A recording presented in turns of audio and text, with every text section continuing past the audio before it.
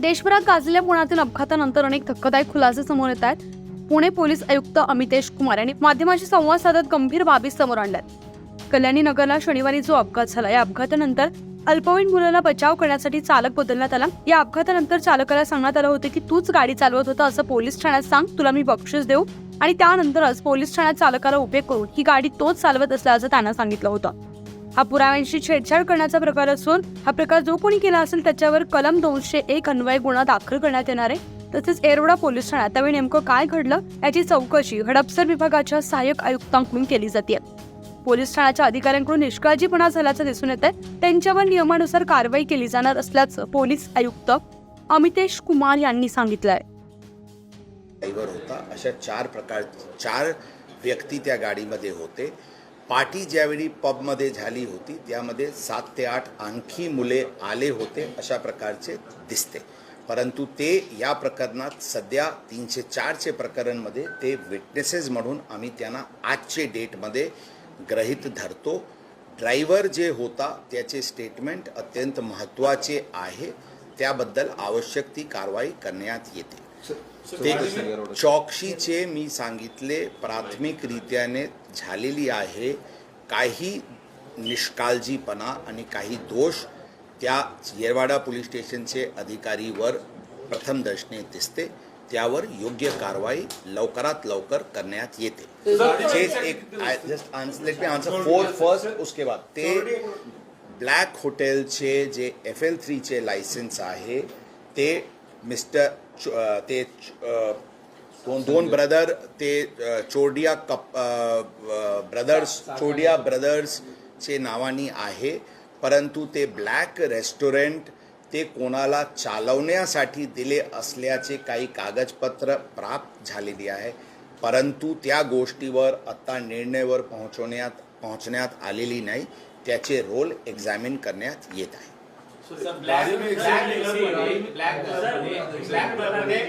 हिंदी चले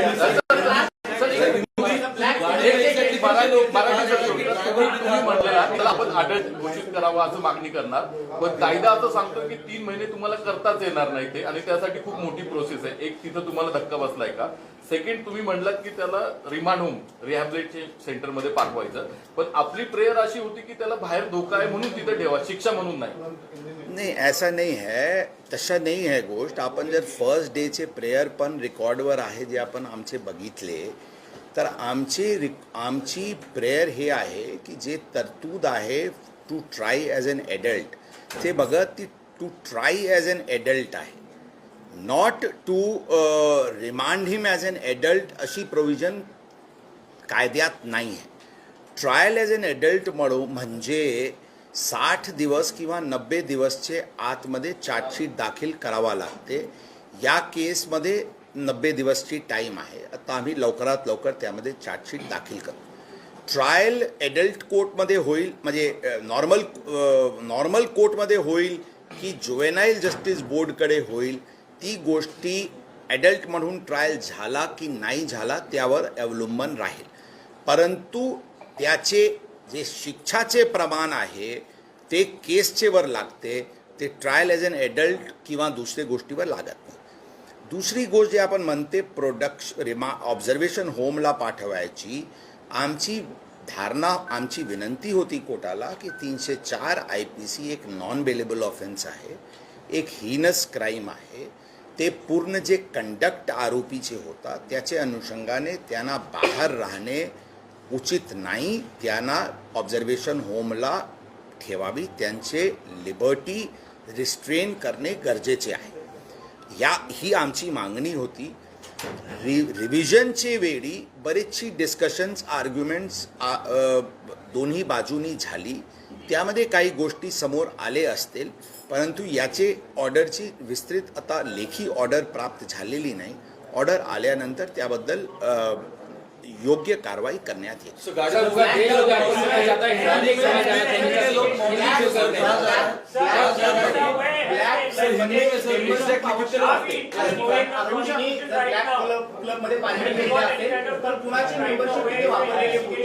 ज्यांची मेंबरशिप वापरले त्यांना जर अल्पवयीन आरोपी आहेत ते माहीत असेल तर त्यांच्यावर तुम्ही काय कारवाई करणार? ऑलरेडी त्या गोष्टीवर ज्यांचे कार्ड वापरलेली आहे त्यांना ऑलरेडी अटक करण्यात आलेली आहे. सर, अगर देश आपको सुन रहा है, देख रहा है, हिंदी में आपसे सवाल करना चाहेंगे कि आखिर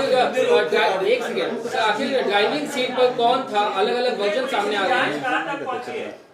सर, ड्राइविंग सीट पे कौन था? अलग अलग वर्जन सामने आ गए हैं. क्या ड्राइवर बदलने की कोशिश की गई? हिंदी पूछे. देखिए, इस केस में मैं यू आर आज specific question ask again. Sir, यही सवाल कि ड्राइविंग सीट पर कौन था, इसको लेके अलग अलग वर्जन सामने आ गए हैं. आपकी जांच में क्या आया है और क्या ड्राइवर बदलने की कोशिश की गई? हमारे जांच में ये स्पष्ट आया है कि ये जो जुवेनाइल एक्यूज्ड है यही गाड़ी चला रहा था और इसके लिए क्रोनोलॉजिकली जो एविडेंस ज़रूरी थे वो एविडेंस इकट्ठा किए गए हैं. उदाहरण के तौर पे जब वो घर से निकला था उसके घर के सिक्योरिटी गार्ड के पास की जो रजिस्टर है उसमें पहली एंट्री है कि ये लड़का, ये आरोपी ये गाड़ी लेके निकला है. इस प्रकार के सीसीटीवी फुटेजेस और अलग अलग एविडेंस, टेक्निकल एविडेंस के तौर पे ये हमारी निश्चित हुई है कि ये गाड़ी ये जुवेनाइल एक्यूज चला रहा था. इसके साथ साथ आई विटनेसेस की स्टेटमेंट भी हमारे पास है जो टेक्निकल एविडेंस को कोरोबरेट करती है. इसमें हमने बताया कि इस प्रकार की कुछ अटेम्प्ट घटना होने के कुछ घंटों में करने का प्रयत्न किया गया था कि इसमें ड्राइवर, ये एडल्ट ड्राइवर ये गाड़ी चला रहा था और ये आरोपी ये गाड़ी नहीं चला रहा था. इस तरह की बात सामने आ रही है. इसकी हम पूरी तरीके से तहकीकात करके जो भी इस प्रकार का प्रयत्न किया उसके विरुद्ध 201 आईपीसी एविडेंस डिस्ट्रक्शन के तहत कार्रवाई की जाएगी. सर, एक जो आपने इंटरनल इंक्वायरी के लिए जो एक टीम बनाई है वो क्या जांच करेगी? किन आरोपों की जांच? इंटरनल इंक्वायरी में कुछ लैप्सेस लोकल पुलिस स्टेशन के अधिकारी के बारे में आई है. उनके विरुद्ध जल्दी से जल्दी सख्त कार्रवाई की जाएगी. सर, आपने ब्लड सैंपल्स सर आपने अलग अलग कलेक्ट किए हैं. ब्लड सैंपल्स शुरू में एक ब्लड सैंपल ससून हॉस्पिटल में नियम के अनुसार हुआ था जिसको जो कि सुबह आरोपी को 9 के आसपास ससून हॉस्पिटल में गुना दाखिल होने के बाद भेजा गया था. वो गुना दाखिल होने के बाद ब्लड सैंपलिंग ली गई थी.